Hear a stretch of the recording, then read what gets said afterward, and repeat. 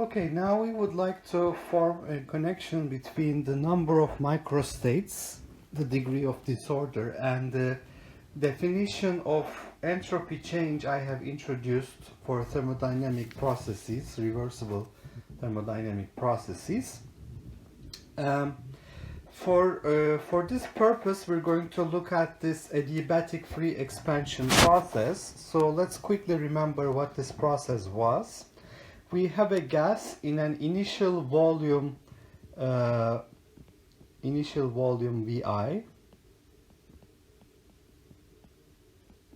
initial pressure is Pi, initial temperature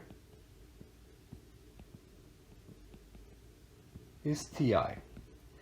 Now what I'm doing to this gas is, first of all, it's inside a cylinder that has insulating walls everywhere, so the process involves no heat exchange with the environment. And on top of the gas there is a membrane and there is vacuum. There is also no heat exchange with the basically vacuum, because the vacuum doesn't conduct heat. Alright, so this implies that I have no heat exchange, it's a adiabatic process, and because when I remove this membrane there is no external force on the gas molecules that's causing them to expand, the work done is zero because there is no force acting on these external force acting on these gas molecules. So this is adiabatic and free. And because of that, the first law of thermodynamics tells me the internal energy of the gas, which is Q plus W, heat added to the gas, work done on the gas, is zero, and therefore temperature is a constant. And what happens when I remove this membrane? The gas molecules will fill the rest of the volume. The vacuum will be filled with gas molecules, so the initial volume will become a final volume, V final. Initial pressure will become a final pressure, P final. The temperature doesn't change. T final is equal to T initial. So I would like to calculate the entropy change in this process. There is one problem. This is an irreversible process. Irreversible. So I cannot have the molecules go back to their original locations below the membrane following the same path. There is no way I can do this, so it's irreversible process. Yet I have this entropy change ds for a reversible process, heat added at a constant temperature. So what I need to do is to come up with a reversible process that will take me from this set of initial conditions. So these conditions will be the initial conditions, and these conditions will be the final conditions. Because entropy is a state variable, so S is a state variable, I don't need to have a certain process that takes me from initial to final state, because it only depends on the initial and final states.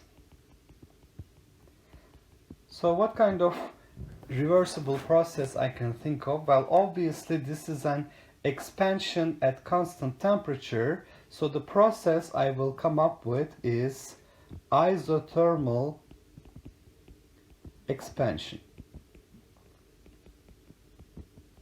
from the initial volume to the final volume. Alright, now I will concentrate on the isothermal process. So what do I know about isothermal process? Well, since temperature is a constant, T initial is equal to T final, the internal energy, which only depends on the number of molecules inside and temperature, does not change. And remember, it was the total internal energy was 3/2 nRT for monatomic gas, for example. Monatomic ideal gas. Alright, so the internal energy change is 0, which means the heat added to the system plus the work done on the system is 0. So the heat added to the system is minus the work done on the system. So if I write this in this form, the change in internal energy, dE internal, is dQ plus dW. Then I find that dQ is minus dW. So for a reversible isothermal expansion process, how much work is done at every step of the quasi-static process? Well, we know that this is minus PdV. Therefore, the heat added is plus PdV. All right? So that's for a reversible process. Therefore, I can calculate the entropy change. It's the integral from initial to final state, dQ reversible over T, integral from initial to final state, PdV over T. T is a constant in this process, it's isothermal expansion, and pressure is nRT over V dV. So the T's cancel, so I'm left with nR natural logarithm V final over V initial. Alright, and since there's no heat exchange with the environment, this is also equal to the entropy change of the universe. It is nR natural logarithm V final over V initial. And since V final is greater than V initial, the entropy of the universe will increase in this direction. That is when I have the expansion of the gas. So it's quite clear that the gas will expand. So this is the second law of thermodynamics telling me, second law of thermodynamics is telling me that it will expand. Now, if you have any other irreversible process that you have to consider the entropy change for, and you have to design a reversible process between the initial and final states, if there is a change in the temperature of the process, so this is what I did for a constant temperature in the initial and final conditions. So as a remark, I can say that if there is a change in the temperature of the process, then we can use, for example, isobaric, isovolumetric reversible processes.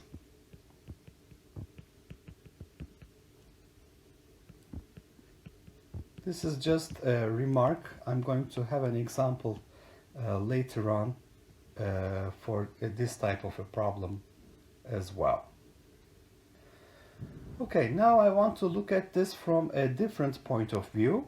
I want to calculate the entropy change using the number of microstates. So entropy change on a microscopic scale. Again, I have the initial volume Vi becoming final volume Vf, and the membrane has been, there was a membrane here which is removed, so the gas fills the rest of the volume. Okay, for the initial state, basically I'm trying to think about how many number of microstates I can have. Alright, so let's start with empty volume. So first step, I start with an empty initial volume, V initial, and I add one molecule which occupies a volume V molecule, Vm, let's say. Okay, so remember, in our kinetic theory we have treated these molecules as points, point-like particles. But now for this calculation I'm assuming that the molecule has a volume, and because of the kinetic theory, the volume that I have per molecule is much less than the volume of the container, because point-like molecules. All right. So if I have a total volume V initial and I want to put inside this volume a molecule that occupies a volume Vm, in how many different ways can I put this molecule inside? Well, the number of locations, omega initial, this is the number of configurations of one molecule. This will be equal to the total volume V initial divided by the volume of the molecule. So you can say that there are so many compartments inside this initial volume this molecule can go into.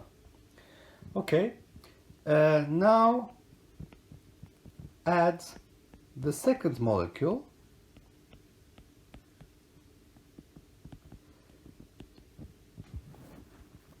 The available volume we have V initial minus V molecule, so that's total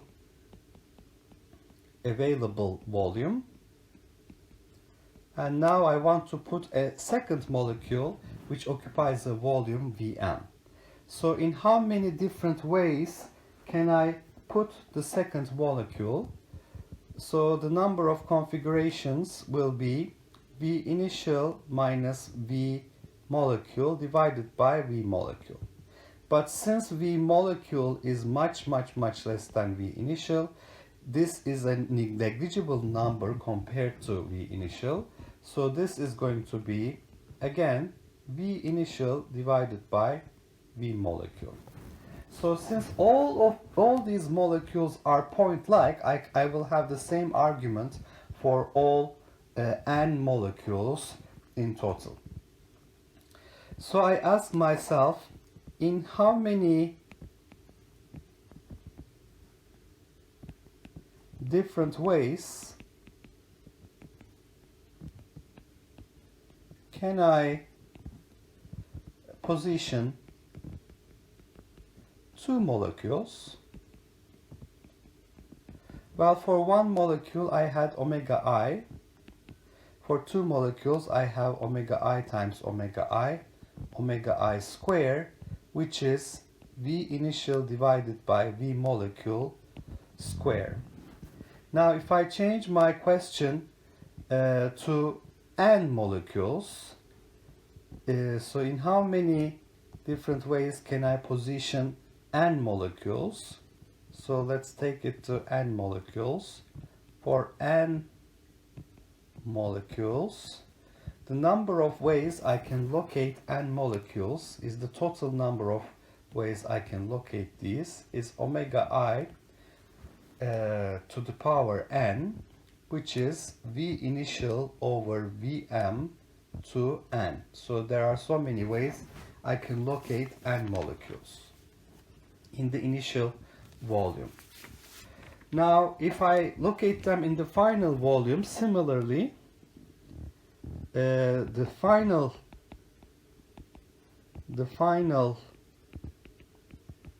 number of configurations I can have will be omega final omega final to the power n for one molecule. So it will be final volume divided by the molecule volume to the power n. Okay, now I want to look at the ratio omega final divided by omega initial. This is V final over V molecule to the power n divided by V initial over V molecule to the power m. So it is V final over V initial to the power n. Okay, so if I take the natural logarithm of both sides and multiply it by Boltzmann constant, so Boltzmann constant, natural logarithm of omega final over omega initial is n times Boltzmann constant, natural logarithm V final over V initial, where n is number of moles times Avogadro's number times Boltzmann constant, natural logarithm V final over V initial. So this is going to give me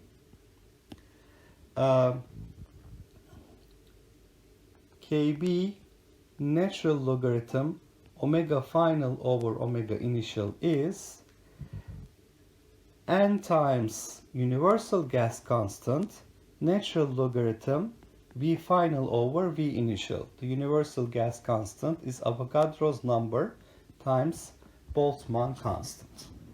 So what is this? Now if I compare this result with the entropy change for this process, so I look at the entropy change I calculated for this process, it was here. NR natural logarithm V final over V initial, and here I have found the same answer. So my conclusion is that Kb natural logarithm omega final minus Kb natural logarithm omega initial is the entropy change, which is S final minus S initial. So the entropy is Boltzmann constant times natural logarithm of the number of microstates. So I have found that if I use this thermodynamic definition for entropy change, dq reversible over T is ds, then I also see that the entropy is related to the number of microstates of the system. At a certain state, I can calculate its entropy by taking the natural logarithm of the number of microstates and multiply it with the Boltzmann constant. So the entropy increases, the statement entropy increases means the number of microstates increases, and therefore we get more disorder. So that's the second law of thermodynamics, telling us entropy is a measure of the degree of disorder. So the entropy of the universe is increasing. The universe is going in a direction that will increase the total number of microstates available.